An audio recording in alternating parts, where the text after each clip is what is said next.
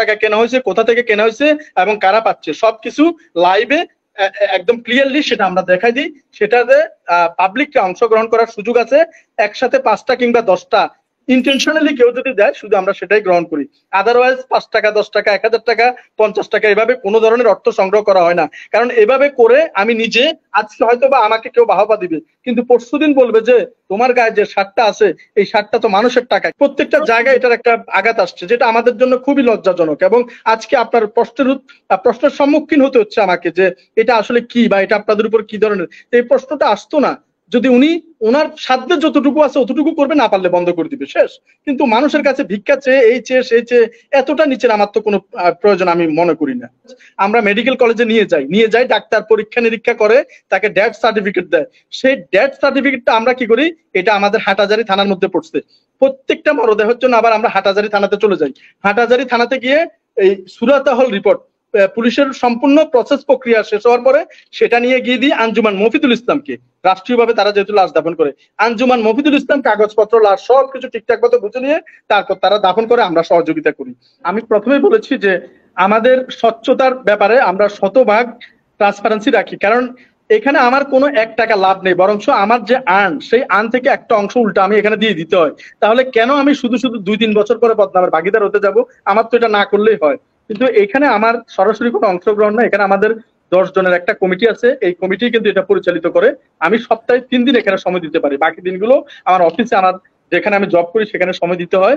তো এটা হচ্ছে আপনার আমরা যে কাজগুলো করি সেটা হচ্ছে সারা বাংলাদেশে বিনামূল্যে চট্টগ্রাম থেকে মরদেহ আমরা পরিবহন করে থাকি। সারা বাংলাদেশে প্রতিবন্ধীদের মধ্যে আমরা হুইল চেয়ার প্রজেক্টটি পরিচালনা করে থাকি এবং সারা বাংলাদেশে যাদের পা নেই 10 বছর 15 বছর সেই মানুষগুলোকে আমরা কৃত্রিম পা সংযোজন করে দিই। এবং সর্বশেষ সংযোজন হচ্ছে চট্টগ্রাম একটি বেওয়ারিশ হাসপাতাল স্থাপন। এবং এই বেওয়ারিশ হাসপাতাল গড়ে গণহারে কোনো মানুষ থেকে চাঁদা বা টাকার জন্য বলা হয় না কিংবা নেওয়া হয় না, শুধুমাত্র স্পন্সরদের এই যৌথ অংশগ্রহণে এটি পরিচালিত হয়। তবে কেউ যদি ভিজিট করে কোনো কিছু করতে চায়, অংশগ্রহণ করতে চায়, সেই সুযোগটা রয়েছে। এবং সেটার পুঙ্খানুপুঙ্খানু রিসিট এবং অ্যানালগ এবং ডিজিটাল কম্পিউটারে এবং খাতায় দুইভাবে সেটা এখানকার যে ম্যানেজিং কমিটি আছে তারা সেটা লিপিবদ্ধ করে। সেটা হচ্ছে আমাদের সর্বশেষ প্রক্রিয়া। কিন্তু আমাদের মূল কাজ যেটা আমরা 10 বছর থেকে করে আসছি, যেমন আমরা সমগ্র বাংলাদেশে বেওয়ারিশ মরদেহ পরিবহন করি। এই বেওয়ারিশ মরদেহ পরিবহনে আমরা কখনো কোনো চাঁদা কিংবা টাকা কোনো মানুষ থেকে নেই না, কিংবা প্রত্যেকটা ভিডিওতে বলা হয় যে গড়ে গণহারে কোনো মানুষ থেকে এটার জন্য চাঁদা চার্জ করা হয় না কিংবা টাকাও চাওয়া হয় না। আমাদের অ্যাম্বুলেন্স যেমন একটা আমার বড় ভাই স্পন্সর করছে, আরেকটা স্পন্সর করছে আব্দুল মান্নান শিকদার ফাউন্ডেশন। এই দুইটা অ্যাম্বুলেন্সে এবং বড় ভাই এবং আব্দুল মান্নান শিকদার ফাউন্ডেশনের ওনারের টাকায় কিন্তু সমগ্র বাংলাদেশে মরদেহ পরিবহন করা হয়। মরদেহ পরিবহন সেক্টর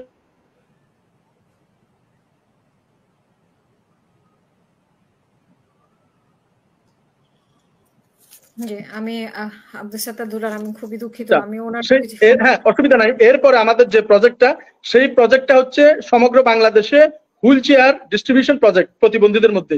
সেটা পরিচালিত করি ইন্টেনশনালি। জাকাত হোক কিংবা ব্যক্তিগত দান হোক, কেউ যদি বলে যে শকত ভাই আমরা বেওয়ারিশ সেবা ফাউন্ডেশনের মাধ্যমে 10টি হুইল চেয়ার আমরা কক্সবাজার দিতে চাই, আমরা রংপুর দিতে চাই, খাগড়াছড়ি দিতে চাই, যিনি দিবেন তিনি চেয়ার অথবা চেয়ারের সমপরিমাণ অর্থ যখন আমাদের হাতে পৌঁছে দেয় তখন আমরা আমাদের গাড়ি ভাড়া করে যে ক্যারিং কস্ট সেটা কিন্তু আমরা পে করি।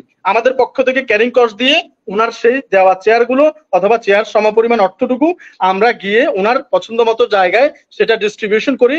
এবং কত টাকা কেনা হয়েছে, কোথা থেকে কেনা হয়েছে এবং কারা পাচ্ছে সবকিছু লাইভে একদম ক্লিয়ারলি সেটা আমরা দেখাই দিই। সেটাতে পাবলিককে অংশগ্রহণ করার সুযোগ আছে। একসাথে 5টা কিংবা 10টা ইন্টেনশনালি কেউ যদি দেয় শুধু আমরা সেটাই গ্রহণ করি। আদারওয়াইজ 5 টাকা, 10 টাকা, 1000 টাকা, 50 টাকা এভাবে কোনো ধরনের অর্থ সংগ্রহ করা হয় না। কারণ এভাবে করে আমি নিজে আজকে হয়তো বা আমাকে কেউ বাহবা দিবে, কিন্তু পরশুদিন বলবে যে তোমার গায়ে যে শার্টটা আছে এই শার্টটা তো মানুষের টাকা কেনা। এই কথাটা আসবেই। এই জন্য দরকার কি আমরা এত কষ্ট করছি যখন সৃষ্টিকর্তার সন্তুষ্টির জন্য, নিজেরা যেটা পারি করব অথবা অন্য কেউ স্পন্সর করলে সেটা কাজটা সম্পন্ন করব। কিন্তু গণহারে চাঁদা নিয়ে কাজ করার কোনো ধরনের অবকাশ আমাদের এই প্রতিষ্ঠানে নেই। তো আমিও অন্যদেরকেও এভাবে উৎসাহিত করি যে আপনার যদি কোনো পরিচিত ব্যাপারে যে কথাগুলো এসেছে যে উনি মানবতার আড়ালে উনি এই কাজগুলো করতেন, কিডনির ব্যাপারে আরো অনেক ব্যাপার আপনি নিশ্চয়ই জানেন।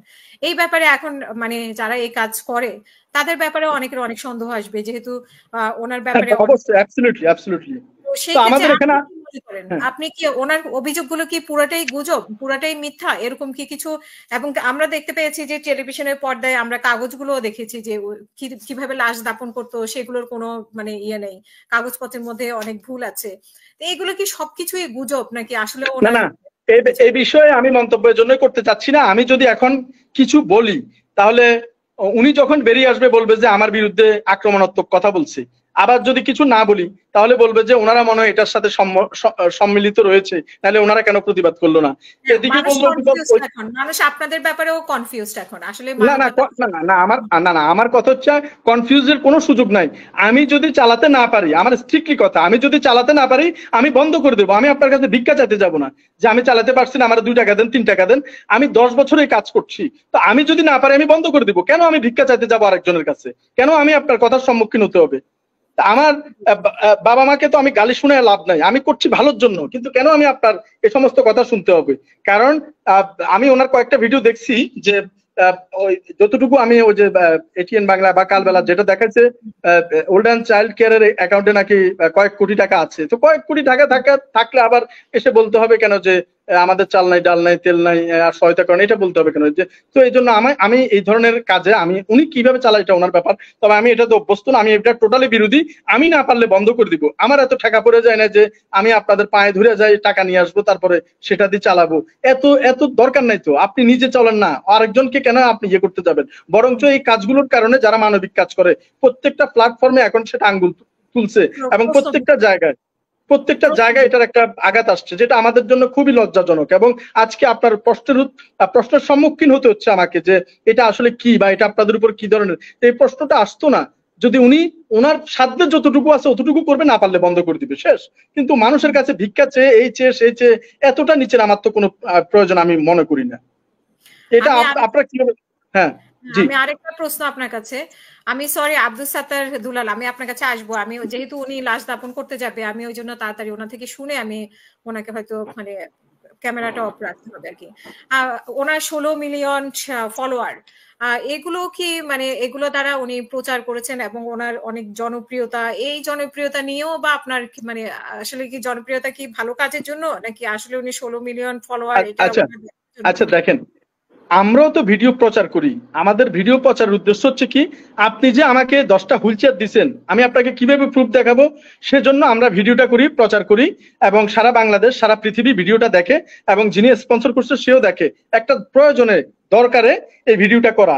তো এই ভিডিওতে আমি কেন আবার বুস্ট করতে হবে, লক্ষ লক্ষ টাকা খরচ করে বুস্ট করতে হবে, আমার এই সম্পর্কে আমার কিছু জানা নেই। কিন্তু আমি এটা মনে করি যে আমাকে যারা চিনবে, আমাকে যারা ভালোবাসবে, আমাকে যারা অনার করবে, সেটা মহান সৃষ্টিকর্তা আল্লাহ পাক রেডি করে রাখছে। যে শওকত, তুমি এই হোটেলে খাইলে মানুষ তোমাকে সম্মান করে টাকা নিবে না।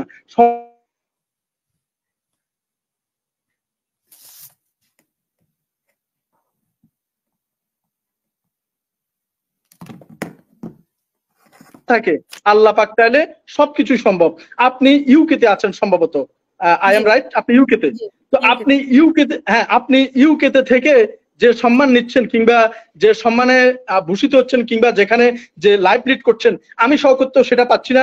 আল্লাহ তাআলা ভাগ্য বলেও একটা কথা আছে, ভাগ্যেরও লিখে থাকতে হয়, আল্লাহর ইচ্ছা থাকতে হয়। আল্লাহ যদি আমার ভাগ্য ইউএসএ কিংবা ইউকেতে লিখে থাকে, কেউ ঠেকাতে পারবে না। এই সমস্ত মিলিয়ন ফিলিয়ন ফলোয়ার দিয়ে কিচ্ছু আসা যায় না। আপনার জন্য মহান সৃষ্টিকর্তা যা বাজেট রাখছে, আপনি বাজেটের বাইরে কিছুই পাবেন না। তো অতএব আমার ফলোয়ারের পিছনে ছুটে বুস্ট করে এটাকে আরো প্রমোট করে কিছু করতে হবে, এটা আমি কখনো এটাকে ভালো চোখে দেখি না। তবে আপনার একটা কথা আমি এড়িয়ে গিয়েছিলাম, সেটা আবার বলছি। সেটা হচ্ছে আমাদের এই বেওয়ারিশ হাসপাতালের বয়স 6 মাস, অনলি 6 মান্থ। এই 6 মাসে যারা মারা গিয়েছে প্রত্যেককে আমরা প্রথমে কি করি, এখানে একটা মেডিকেল কলেজ, সরকারি যে মেডিকেল কলেজ অথবা বেসরকারি মেডিকেল কলেজ, আমরা মেডিকেল কলেজে নিয়ে যাই, ডাক্তার পরীক্ষা নিরীক্ষা করে তাকে ডেথ সার্টিফিকেট দেয়। সেই ডেথ সার্টিফিকেটটা আমরা কি করি, এটা আমাদের হাটহাজারী থানার মধ্যে পড়ছে। প্রত্যেকটা মরদেহের জন্য আবার আমরা হাটহাজারী থানাতে চলে যাই। হাটহাজারী থানাতে গিয়ে এই সুরাতাহল রিপোর্ট, পুলিশের সম্পূর্ণ প্রসেস প্রক্রিয়া শেষ হওয়ার পরে সেটা নিয়ে গিয়ে দিই আঞ্জুমান মফিদুল ইসলামকে। রাষ্ট্রীয়ভাবে তারা যেহেতু লাশ দাফন করে, আঞ্জুমান মফিদুল ইসলাম কাগজপত্র, লাশ সবকিছু ঠিকঠাক মতো বুঝে নিয়ে তারপর তারা দাফন করে, আমরা সহযোগিতা করি। এর বাইরে যদি আর কোনো প্রসিডিউর থাকে আমরা সেটাও গ্রহণ করার জন্য রাজি আছি। যদি এর বাইরেও আরো কোনো প্রসিডিউর থাকে, কেউ যদি আমাদেরকে সুপরামর্শ দেয়, আমার একটাই কথা, আমি চালাতে পারছি না, আমি বন্ধ করে দিব। আমি কেন ভিক্ষা করতে যাবো বলেন? তো তো এই জন্য এটা ঠিক না। আমাদের দেশ মানে আসলে কিছু কিছু মানুষের কারণে যাতে প্রশ্নবিদ্ধ না হয়, এই বিষয়গুলো আসলে এখানেই ইয়ে হওয়া উচিত, এটা সুরা হওয়া উচিত।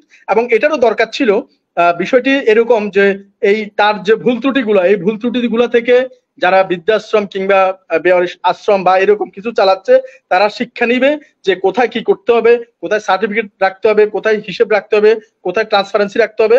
তার এই বিষয়টা থেকে অনেকে শিক্ষা নিয়ে সারা বাংলাদেশে যে সমস্ত চ্যারিটি অর্গানিজম রয়েছে সবাই তার থেকে শিক্ষা নিয়ে আরো সুন্দর করে সামনে তাদের পথটা পরিচালিত করতে পারবে আশা রাখি, মানে আরো স্বচ্ছভাবে করতে পারবে।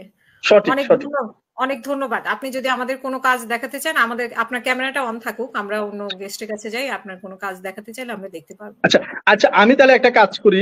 আমাদের এখানে এই যে এই মানে কিভাবে রুগী কোথায় থাকে বা কিভাবে, যদি আপনারা দেখতে চান আমি হেঁটে 2-4 মিনিটে দেখাতে পারি আমাদের কিভাবে কি।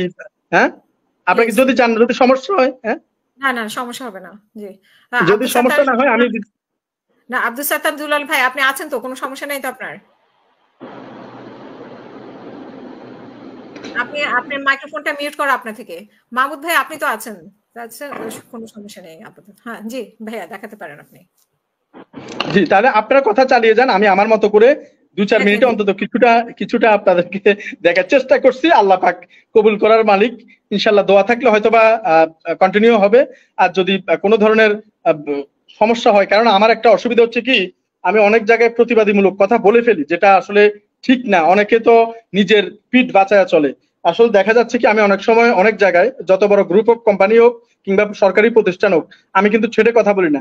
তো এরকম যদি ইন্টেনশনালি যদি কেউ যদি আক্রমণাত্মক মানে আমাদেরকে হেনস্থা করতে চায়, একটা গুজব রটায় দিলাম, আমি 10 বছরে যে জায়গায় আসছি মাত্র 2 দিন লাগবে সে জায়গাটা ভেঙে দিতে।